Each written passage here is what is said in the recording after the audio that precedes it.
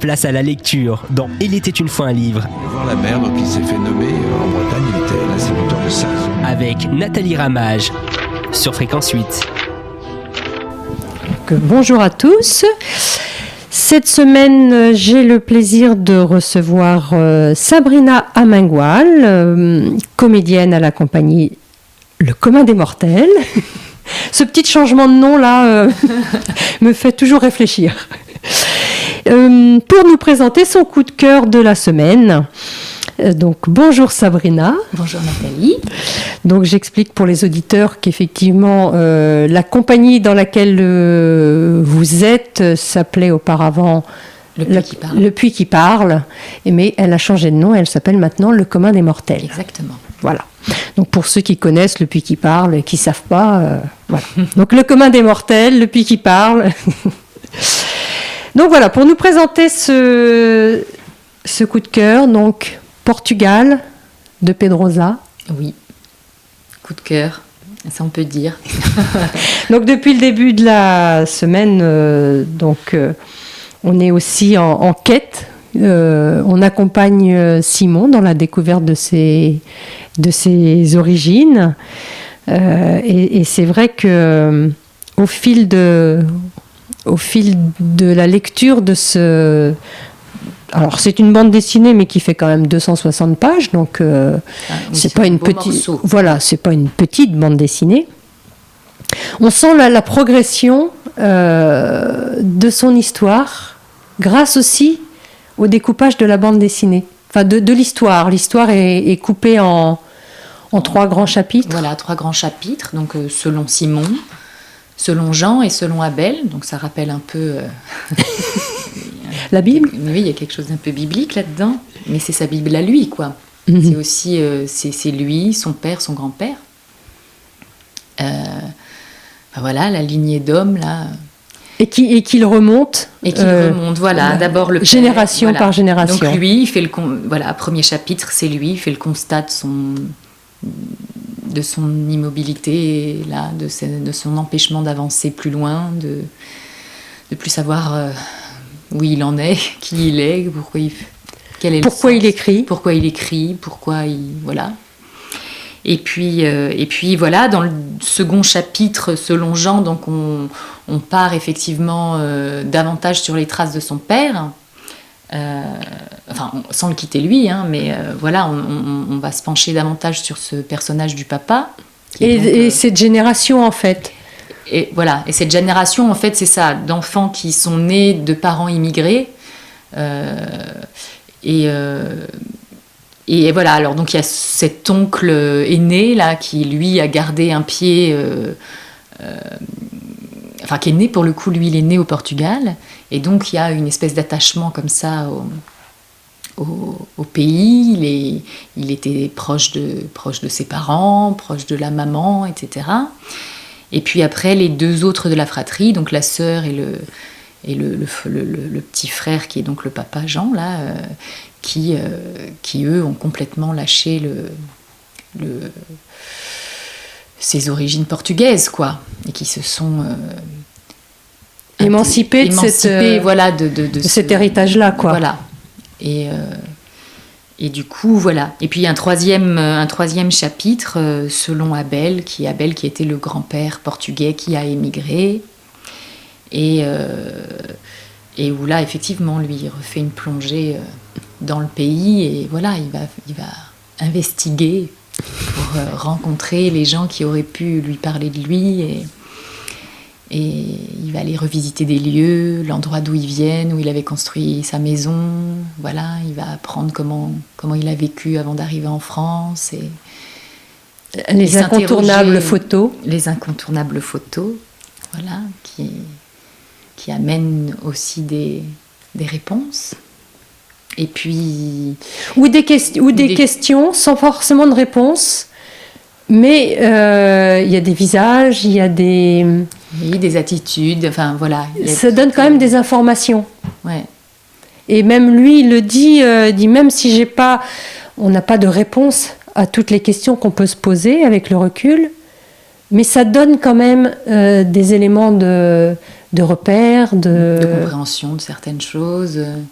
Voilà, et c'est rigolo. Alors, il y a quand même des rencontres incongrues, notamment un vieux paysan qu'il rencontre là où, enfin, quelqu'un qui va le dépanner parce qu'il est en panne il crève avec son vélo, puis ils ont une conversation où lui parle en portugais, lui lui parle en français, et il essaye de lui poser des questions sur le fameux grand-père, et puis l'autre lui parle du frère du grand-père. Il dit mais non, mais mon grand-père à moi c'est Abel, c'est pas je sais plus comment s'appelle le frère là, mais Manuel, oui, voilà. Il dit non, pas Manuel, moi c'est Abel, mon grand-père, c'est Abel. Oui, et puis ce qui est très drôle, et ça fait et le lecteur est avec lui aussi, c'est qu'il essaye de repérer des fois des mots dans les conversations, surtout ce paysan qui, on imagine en plus avec un accent. Oui. Donc il essaye de repérer des mots comme ça dans la conversation pour essayer d'en faire une compréhension, et on se rend compte qu'après c'est un langage de sourd, parce que en fait je comprends rien, quoi. Oui, c'est ça. Donc il peut faire que des suppositions, voilà. Il essaye de recouper des trucs, mais bon, c'est pas... Et ça, c'est vrai que c'est la troisième partie. Dans la première, donc, il nous décrivait bien sa vie, sa compagne, et puis cette espèce de marécage dans lesquels il évolue. Dans le deuxième, on a le passage avec le mariage quand même, qui est quand même très folklore, oui. Le mariage de la cousine, là. En pays bourguignon, enfin avec une famille bourguignonne. Et là, on retrouve toutes les histoires de famille, parce que c'est vrai que c'est un univers de gens simples, de gens modestes, et c'est très facile de s'y retrouver, quoi. C'est les souvenirs de quand on était gamin, on se rend compte qu'on fait tous les mêmes bêtises, ça se ressemble toujours, c'est ça. Que chacun vit les choses différemment, avec un même événement. Quand on est adulte, des fois, et que la communication renoue, parfois, entre les frères et sœurs, on se rend compte que personne n'a vécu l'événement de la même façon. C'est ça. Et je trouve que c'est... Finalement, quand en spectateur ou en lecteur, c'est assez drôle, quoi. Ben oui. Mais là, c'est ça, quand les trois, les deux frangins et la frangine se retrouvent, à un moment donné, justement, il y a cette chose sur l'aînesse, là. Ils disent au frangin aîné, évidemment, toi, t'étais l'aîné. Il t'adorait, en parlant du grand-père, il t'adorait, t'étais son fils, t'étais le premier, mais nous, il s'en est toujours fichu de nous, etc. Puis la sœur dit non, c'est pas vrai, moi il m'avait dit que, en parlant du plus jeune, elle lui dit non, pas du tout, il était très fier de toi. Et en fait, ils parlent, ils ont, parce que là, à ce stade-là, ils ont au moins 60 ans, je sais pas quel âge ils ont. Ils sont au mariage de leurs enfants. Oui, donc, c'est ça, donc oui, ils ont déjà... Entre 60 et 70 ans. Voilà, quoi. c'est ça. Et on a l'impression qu'ils se retrouvent pour la première fois et qu'ils racontent leurs souvenirs d'enfance pour la première fois. Oui, voilà, c'est ça, oui, tellement ça doit pas arriver souvent. Oui, et sans se fâcher, à peu près. Oui, parce que le frère aîné, on sent bien qu'il a le verbe haut, qu'il jure. Un caractère bien trempé. Qu'il jure à tout. Enfin, il y a des jurons dans toutes les phrases. On sent le méditerranéen quand même. C'est ça. Alors que le petit frère et la petite sœur semblent un peu plus réservés. Oui. C'est pas les mêmes tempéraments, quoi. Il y a moins de Méditerranée chez les deux plus jeunes. Chez les deux plus jeunes. Et c'est vrai qu'on a l'impression qu'ils se fâchent, mais en fait, c'est juste un timbre de voix qui est plus fort, ou peut-être cette fameuse position d'aîné qui fait que parfois ça légitime aussi. Il est balèze, hein. Oui, c'est vrai. Il a une carrure, il est grand, il a une carrure il est costaud, quoi. Et là, c'est vrai que Simon est là. Il les regarde, il est spectateur. Il y a une virée à 3 dans une 2 chevaux là, qui finit par tomber en panne. D'ailleurs. Et on sent bien que c'est comme s'il s'en amusait en fait de ces histoires de famille, parce que on a l'impression qu'il découvre et que pour la première fois il entend ces histoires de famille. Oui, quoi. Oui, c'est ça. C'est la première fois qu'il les entend. Il n'a jamais eu avec son état d'esprit d'adulte. C'est ça. Oui. Et non, puis il se rend compte que ça lui plaît, parce qu'à un moment donné, il a eu justement... le père est quand même un peu chamboulé de tout ce qui se passe, parce que mine de rien, à son âge, il n'en a pas beaucoup parlé de ces trucs-là. Et puis, il lui dit « ça va papa ?» Et le père fait « ouais, j'espère qu'on t'a pas emmerdé avec toutes nos conneries. » Et lui dit non, au contraire. En fait, ces conneries m'intéressent. C'est voilà. Et il est surpris d'ailleurs, son père. Oui, le père est surpris. Enfin bon, et il dit oui, ça m'intéresse beaucoup en fait. Mais oui, c'est. Enfin, c'est vrai que c'est une vraie immersion aussi dans une famille, dans des histoires de famille. C'est vraiment un voyage, comme on disait, c'est dans tous les sens du terme, quoi, un voyage intérieur pour lui. Et on l'accompagne c'est comme si on était un petit peu sur son épaule et on découvre avec lui.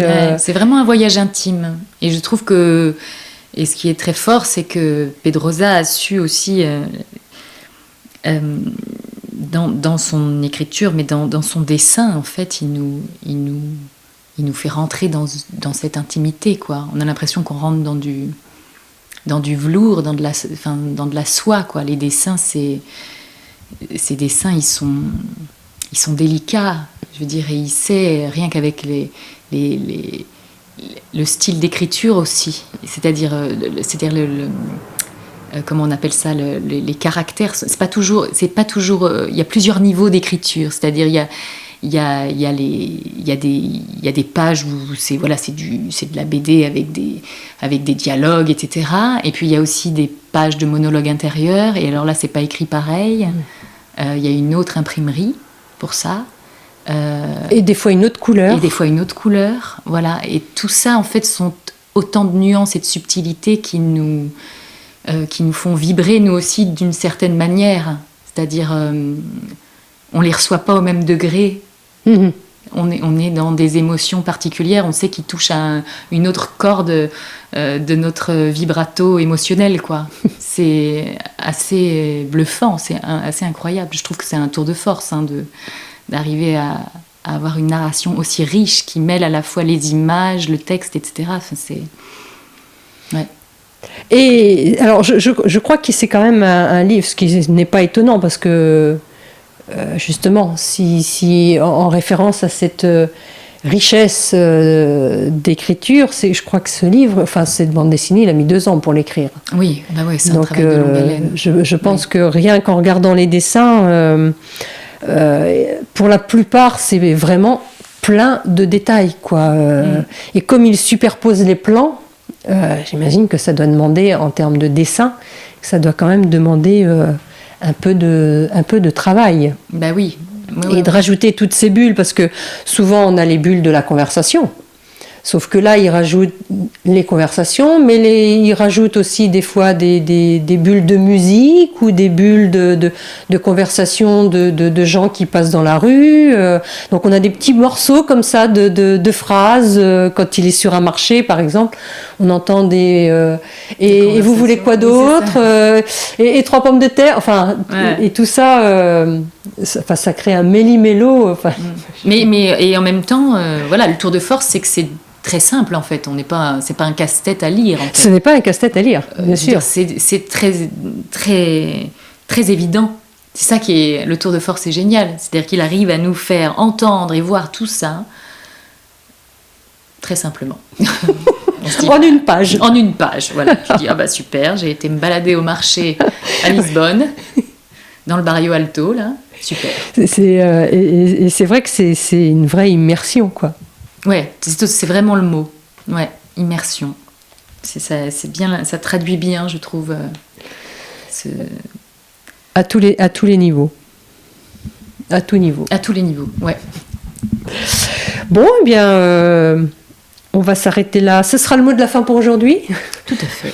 Immersion. Immersion, voilà. Si vous voulez vous immerger au Portugal et à Lisbonne plus précisément, eh bien, vous pouvez lire Portugal de Pedrosa chez Air Libre. J'avais oublié de le préciser. Et vous pourrez même apprendre des mots de portugais et vous sentir encore plus riche quand vous refermerez quand vous refermerez votre livre. À demain, Sabrina, pour la suite de cette découverte. À demain. Pedrosa, Portugal. J'y crois pas. Il n'y a pas un seul marchand de poissons dans tout le patelin. Pute borgne, mais c'est quoi ce bled? On est dans les côtes de Beaune. C'est plutôt le pays du pinard ici. Bon alors, qu'est-ce que tu veux boire? Au point où j'en suis, allez, un petit blanc. On pourrait avoir un café et un verre de blanc, s'il vous plaît? Ça marche. Je repense à cette histoire de nom. Ça veut dire que la famille au Portugal s'appelle Moucha sans le thé? Logiquement, oui. Mais j'avais jamais fait gaffe. Il faudrait que je demande à Teresa. Pardon, monsieur. Merci. C'est qui déjà, Teresa? La fille du frère de Pépé. J'arriverai jamais à me repérer. C'est simple. Ils étaient 4 frères et sœurs. Manuel, l'aîné, Abel, ton grand-père, Maria et Agostina, la petite dernière. Teresa est la fille de Manuel. C'est ma cousine germaine. Donc, Alessandro, son fils, est mon petit cousin. C'est ton petit cousin. T'as suivi? Je crois qu'il faudrait que je note tout ça, sinon je vais oublier. Tu redemanderas à ton père. Il adore les histoires de famille. On va pas le changer. Écoute, je suis content qu'il soit là et j'ai pas envie de me fâcher encore une fois avec lui. Mais ça me fout les boules que son travail passe avant la famille. Je sais bien. Tu vois, ton grand-père, il a travaillé toute sa vie. Travaillé. Le jardin, les bêtes, l'usine. Il a plus travaillé à lui tout seul que tous ces petits messieurs du CAC 40 réunis. Et pour gagner quoi? À peine 1/100 de ce que gagnent ces braves gens. Tu sais pourquoi les patrons, ils aimaient bien les Portugais? Parce qu'ils fermaient leur gueule. Tu comprends? Abel, il a eu sa retraite à 65 ans. Et il est mort 6 mois après parce que pendant 30 ans, il a bouffé les poussières de cette putain d'usine sans jamais râler. Il a travaillé toute sa vie pour ça. Il fera quoi, ton père, quand ils auront plus besoin de lui, ses patrons? Il lui restera quoi? Moi, j'ai retenu la leçon. C'est bizarre. Quoi? Ça va te paraître con? Non, vas-y. Je suis à la retraite depuis 2 ans. Mes 70 ans se rapprochent sérieusement. Et je ne peux pas m'empêcher de penser que c'est un âge que le Pépé n'a jamais eu. En fait, je ne sais pas ce que c'est de devenir vieux. Place à la lecture dans Il était une fois un livre. Voir la mer, donc il s'est fait nommer en Bretagne, il était l'instituteur de Sars. Avec Nathalie Ramage sur Fréquence 8.